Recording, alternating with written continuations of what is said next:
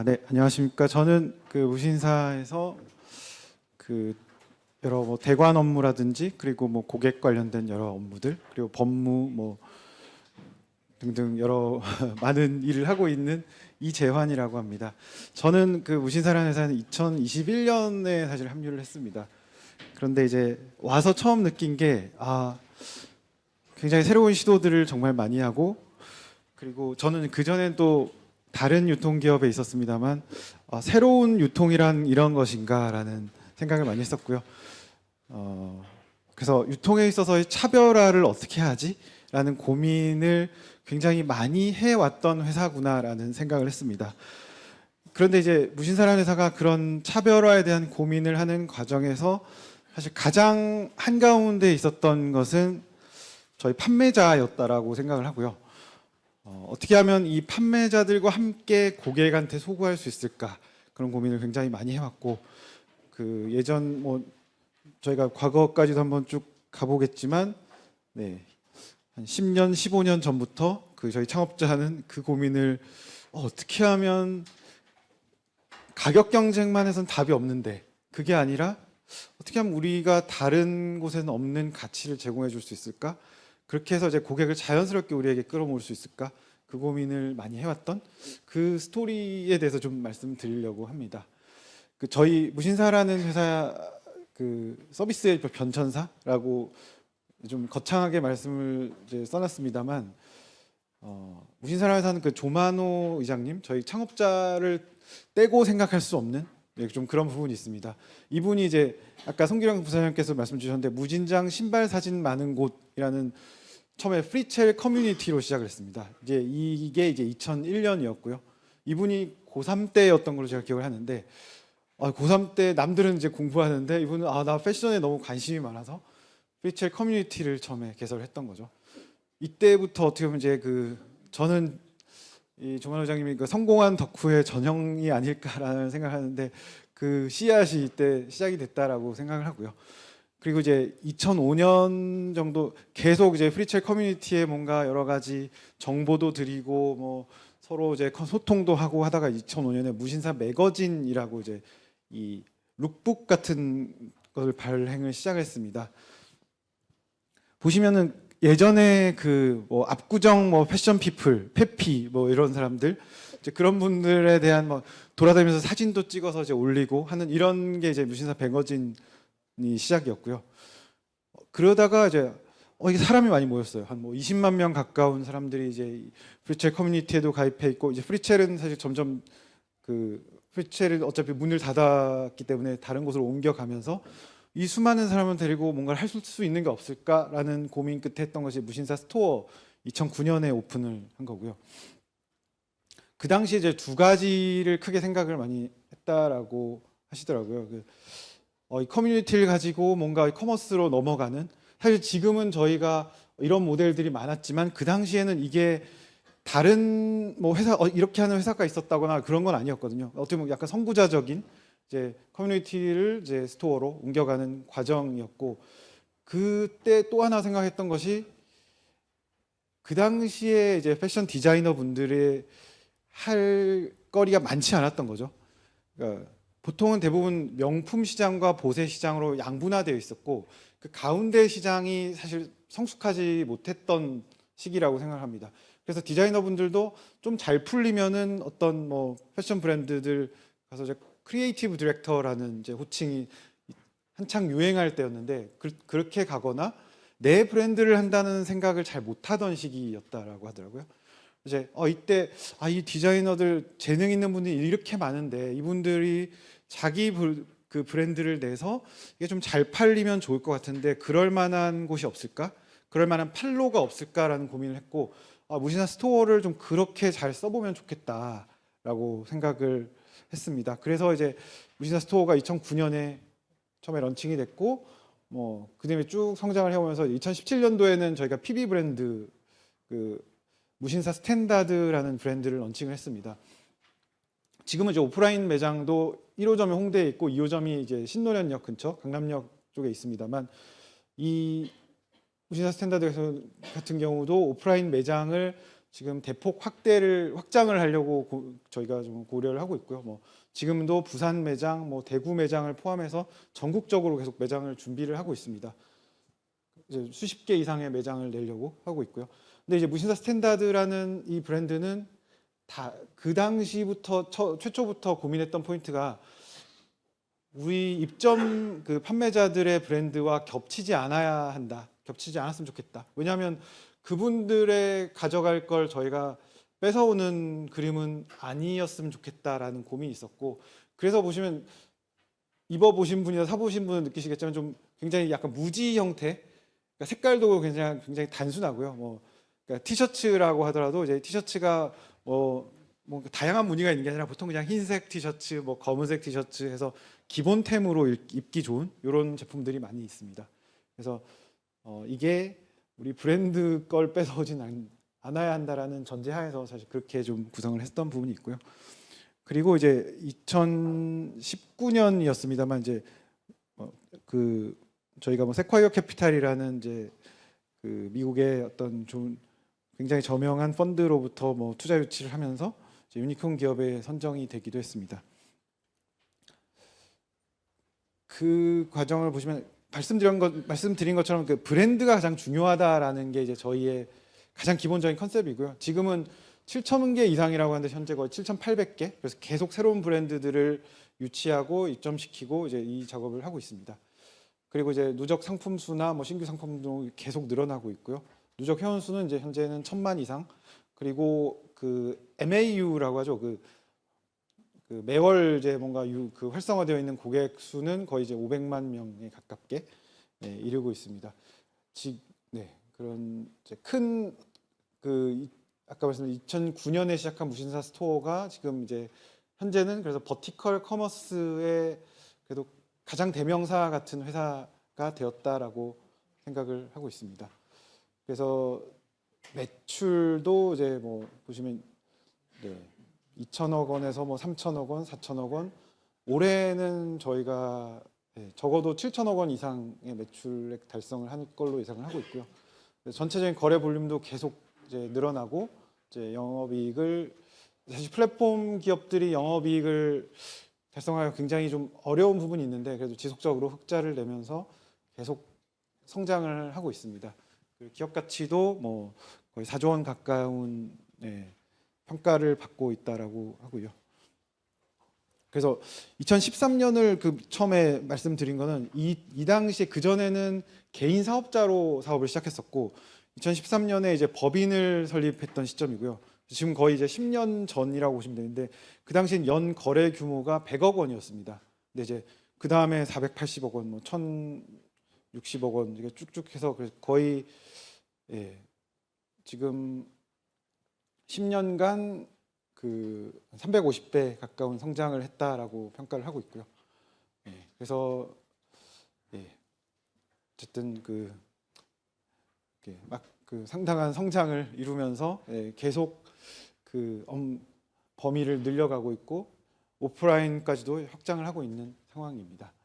그럼 이제 그 성장 방정식이 무엇이냐? 무신사 어떻게 성장을 할 수 있었을까?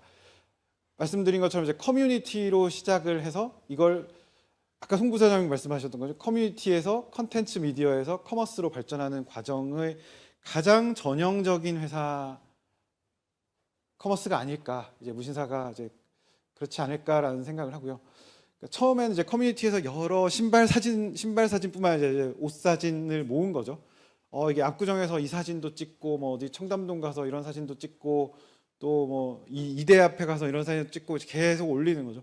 올리면서 이제 물론 그 사진 찍히신 분 동의를 받아서 이제 올린 다음에 이게 사람들이 이제 재밌으니까 계속 와서 구경을 하고 그러다가 이제 제품을 런칭을 하고 제품을 이제 연결을 하고 이런 과정이 있었는데 지금도 저희는 이제는 사실은 스냅이라는 기능이 있습니다. 이게 예전에 이런 커뮤니티 베이스를 계속 그 연장선상에서 지금 진행을 하는 거라고 보시면 되고요.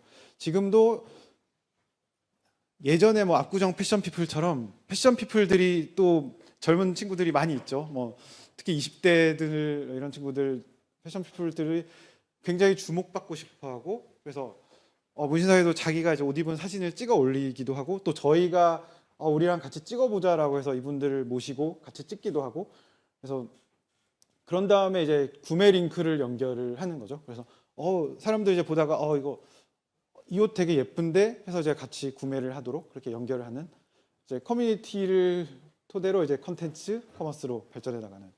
지금은 사실 이 컨텐츠가 예전에는 사진이었다면은 굉장히 다양하죠. 저희는 무신사 TV라고 해서 유튜브 컨텐츠도 있고요. 그 외에도 굉장히 다양한 컨텐츠를 계속 생산을 하고 있습니다.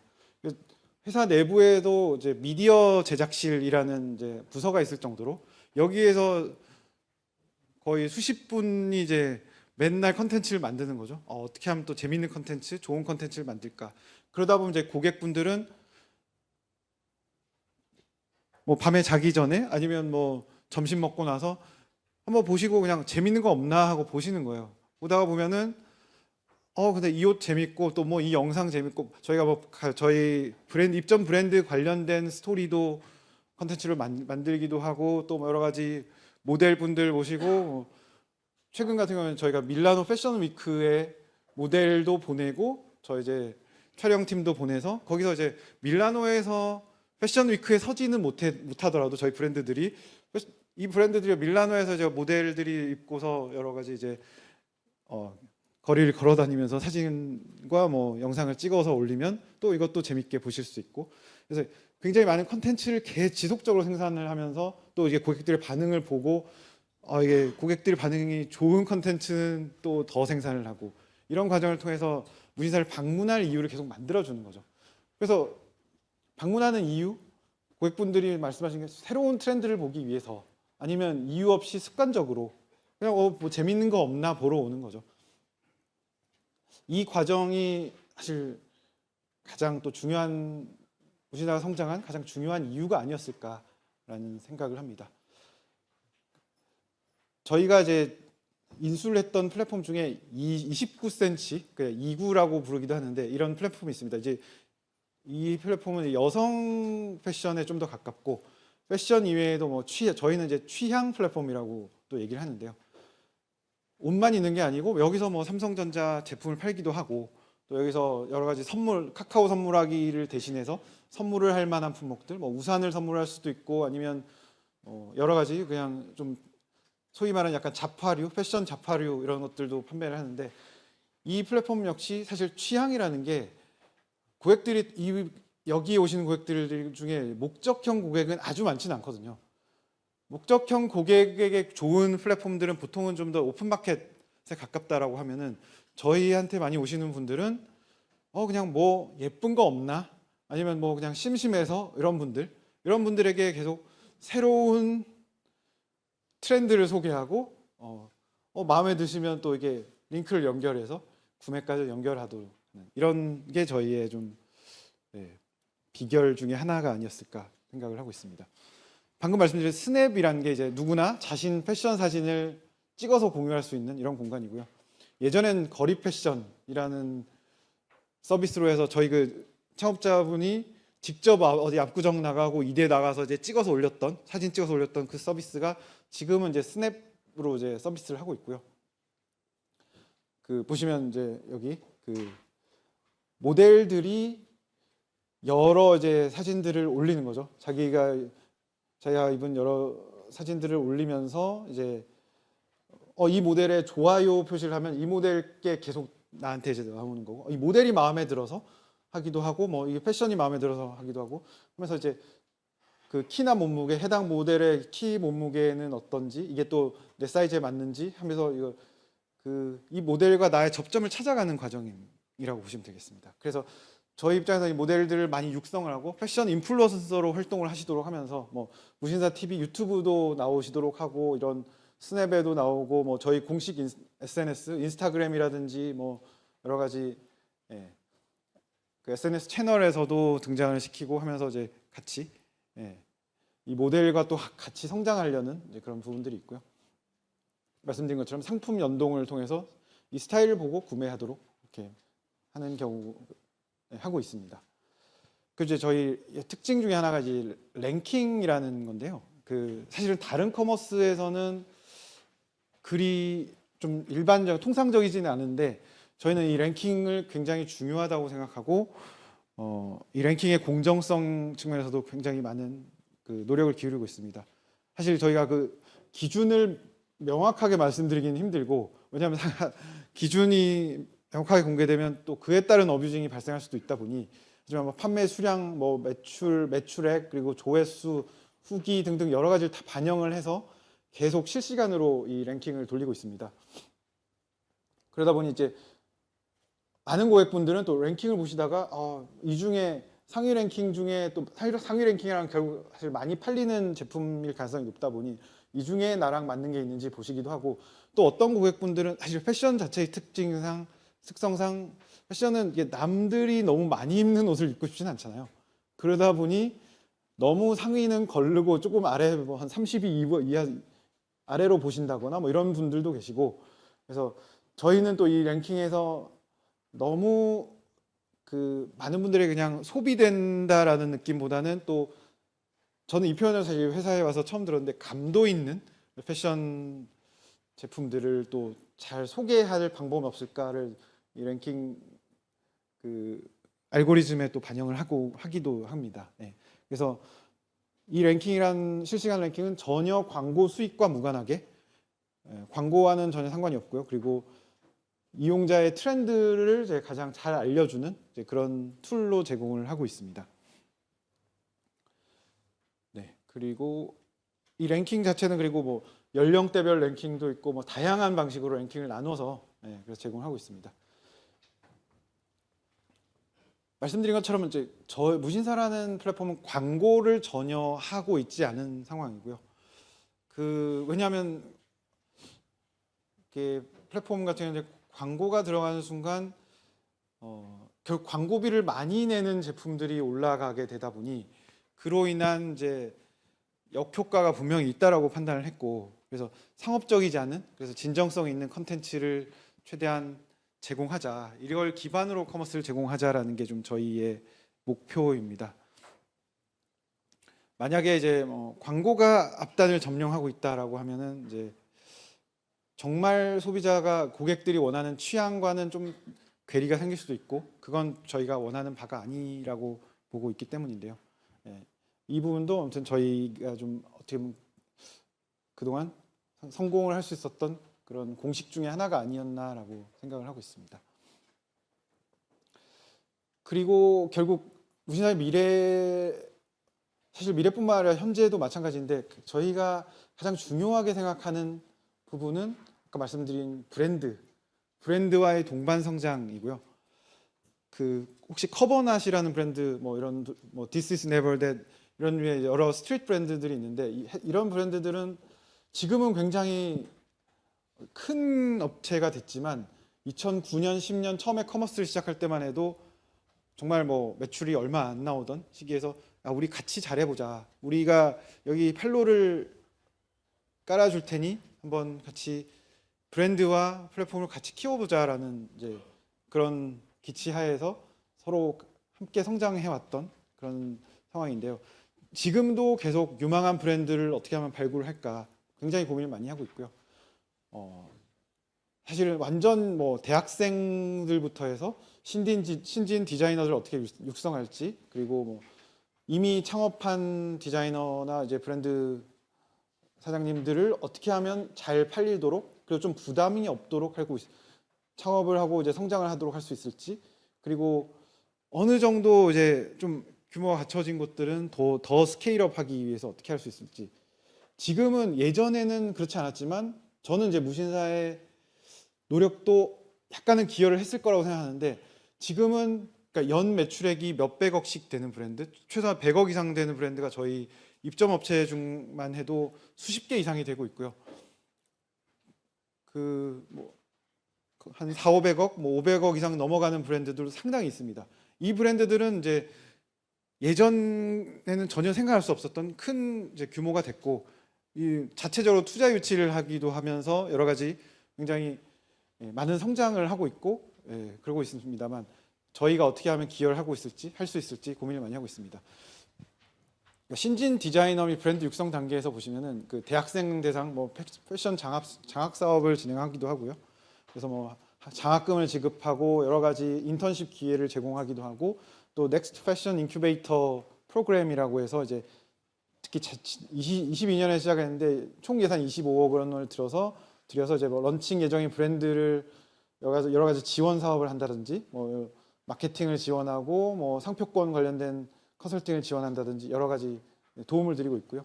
그 창업 및 성장 단계에서는 사실 저는 이 제도가 정말 유일무이하다라고 생각을 하고 있는데, 보시면은 그 브랜드를 하는 과정에서 가장 어려움 중에 하나가 돈이 많이 드는 거죠. 이게 특히 이제 여름 시즌과 이제 겨울 시즌 사이에도 상당한 차이가 있는데, 여름 시즌 같은 경우는 티셔츠 만드는 거잖아요. 보통은 티셔츠는 그냥 좀 얼마 안 들여서 만들 수도 있는데, 겨울 옷을 만드는 거는 미리 옷을 만들었는데 혹시 안 팔릴 수도 있는데 이 옷 만드는 돈이 너무 많이 들어가는 거죠. 그래서 저희가 업체들을 선정을 해서 이제 이 지원을 해드리는 프로그램을 이제 진행을 하고 있고요. 22년도 같은 경우는 이제 한 800억 가까운 금액을 이제 162개 브랜드에게 이제 지원을 하고, 이로 인해서 그 이자 비용을 덜어드리는 효과도 있는데, 제 생각에는 이보다는 더 효과가 크다라고 생각을 합니다. 사실은 이자 비용을 지원해 주는 것만으로 정도가 아니라 결국 이 자금 지원이 없으면은 이 옷을 만들 수가 없다 보니까 나도 브랜드 할 수 있을까라고 고민하는 분들에게 이 창업 기회를 제공하는 이런 효과가 있다라고 생각을 하고 있습니다. 그리고 무신사 스튜디오라고 해서 이게 이제 성수점 사진입니다만, 동대문점, 한남점, 성수점, 그리고 좀 한남 2호점, 그리고 최근에 신당점도 곧 오픈을 예정하고 있는데요. 디자이너 분들이 쓰기 좋은 공유 오피스로 만들어서 안에 보시면은 그 뭐 유튜브를 찍는 공간이라든지 아니면 뭐 그 다림질을 할 수 있는 공간이라든지 여러 가지, 그러니까 디자인 패션 쪽에 좀 특화된 공유 오피스로 이용을 하면서 특히 신진 디자이너 대상으로는 무료 이용을 공간을 제공한다든지 뭐 임대료 할인 등 많은 혜택을 드리려고 노력하고 있습니다. 그리고 여러 가지 브랜드 인사이트 리포트라고 해서 다른 브랜드들은 어떻게 하면 잘 팔고 있지? 거기에 대한 정보를 많이 알고 싶은 게 또 디자이너분들의 니즈이다 보니까 그를 충족하도록 하기 위해서 여러 가지 이제 정보를 드리는 그런 경우도 있고요. 그리고 스케일업 단계에서 저희 무신사 파트너스라는 회사를 통해서 투자를 많이 또 진행을 하고 있습니다. 뭐 100억에서 200억 사이 이 금액을 투자를 하면서 어떻게 하면 또 기업 운용을 잘할 수 있을지, 이제 성장을 어떻게 하면 할 수 있을지 이 부분 도움을 드리고 있고요. 결국 디자인만 잘하는 분이면은 돈을 빌려드리던 투자를 해드리던 어떻게 하면 우리가 이제 패션 바닥에서 잘 성장하도록 도와드릴 수 있을까를 고민을 많이 하고 있고요. 그리고 이제 그 국내 패션 브랜드들, 그래서 여러 브랜드들을 지원전과 지원 후를 나눠보시면은 아까 말씀드린 생산자금 지원을 했을 때 평균 141%, 그리고 그 투자를 한 브랜드들은 평균 254% 성장을 했다라는 이제 결과를 보실 수가 있습니다. 저희가 지금은 가장 저희의 미래라고 생각하고 이 미래를 같이 브랜드들과 같이 만들어 나가야 한다고 생각하는데, 지금은 가장 저희도 중요하다고 생각하는 게 그 글로벌 진출입니다. 만약에 지금 저희가 미국 밑에 스토어 서비스 국가 현재 이제 진행하고 있는 곳들인데, 미국, 일본, 뭐 싱가포르, 태국 등등을 중심으로 이제 한 10여 개의 국가를 진출을 했습니다. 아직은 사실 좀 그 성과가 좀 아주 엄청나게 뛰어나다라고 보기는 힘들지만 지금 여러 가지 테스트를 하고 있고요. 이 과정에서 저희가 판단한 거는 어차피 이 플랫폼 자체는 해외에 나가면은 그냥 깡통입니다. 사실은 이 안에 뭔가 컨텐츠를 잘 담지 않으면 플랫폼만으로는 하기 힘든 거죠. 그래서 저희 입장에서는 어떻게 하면 이 밥상을 최대한 잘 차려갈 수 있을까. 근데 그 밥상을 차린다는 건 결국 그 입점 브랜드들, 특히 이제 뭐 어떤 브랜드들은 일본에서 잘 먹힐 만한 브랜드, 어떤 브랜드들은 또 미국에서 잘 먹히는 브랜드, 굉장히 다르거든요. 또 동남아 같은 경우는 사실은 저희 뭐 패딩 같은 게 동남아에서 잘 팔리진 않을 거잖아요. 그러니까 굉장히 아예 다른 이제 컨셉인 거죠. 어떤 브랜드는 또 이제 뭐 태국, 필리핀, 베트남, 싱가포르에서 잘 팔 것인지 구매력에 따라 다르기도 하고 여러 가지 기후에 따라 다르기도 하고 근데 가장 적절한 브랜드들과 함께 그 밥상을 잘 차려서 어떻게 하면 글로벌을 잘 성공할 수 있을까? 이게 저희의 가장 큰 고민 중에 하나고요. 사실 어려움이 굉장히 많죠. 왜냐하면 지금 뭐 카카오 엔터테인먼트라든지 여러 가지 컨텐츠 베이스의 회사들은 글로벌 진출이 상대적으로 쉽습니다. 그 이유는 어떻게 보면 물건을 배송하던 것이 아니다 보니 컨텐츠 자체는 금방 침투를 할 가능성이 상대적으로 높은 반면에 저희는 어쨌든 이 물건을 뭐 택배를 싸서 지금은 한국에서 보내고 있는 거죠. 그러다 보니까 배송비가 한 3만 원씩 들기도 하고 그럼 과연 가격 경쟁력이 생기는지 뭐 이런 부분에 여러 고민도 있지만 그럼에도 이 브랜드들과 지금 잘 얼라인하고 협업을 해서 이걸 꼭 성공하겠다라는 강한 의지를 가지고 있고요. 4월에도 저희 일본에서 그 오프라인 팝업 스토어를 하면서 여러 브랜드들과 그리고 또 F&B 브랜드도 같이 진행을 하는 예정입니다만 그래서 이 부분은 그러니까 우리나라 시장에 갇혀 있지 않기 위해서 저희 무신사라는 플랫폼도 마찬가지지만 이 브랜드들이 해외에서 한번 성공을 하면은 그 상단은 어마어마하다고 보거든요. 그걸 어떻게 하면 같이 잘 할 수 있을지 이 부분이 제가 생각하는 이제 무신사의 미래이면서 한국 유통의 미래와도 어느 정도 맞닿아 있지 않을까라는 생각을 합니다. 한국 이 안에서는 내수 시장 안에서만은 한계가 있다는 게 아까 그 처음에 첫 세션에서 교수님도 말씀해 주셨는데 이 한계를 극복해보자, 어떻게든 극복해보자라는 게 저희의 가장 큰 목표이면서 지금 가장 큰 관심 사항이면서 그런 과제입니다. 그래서 이상 저희 무신사라는 회사의 여러 가지 목표, 과제에 대해서 말씀드렸고요. 잘 들어주셔서 감사합니다. 이상입니다.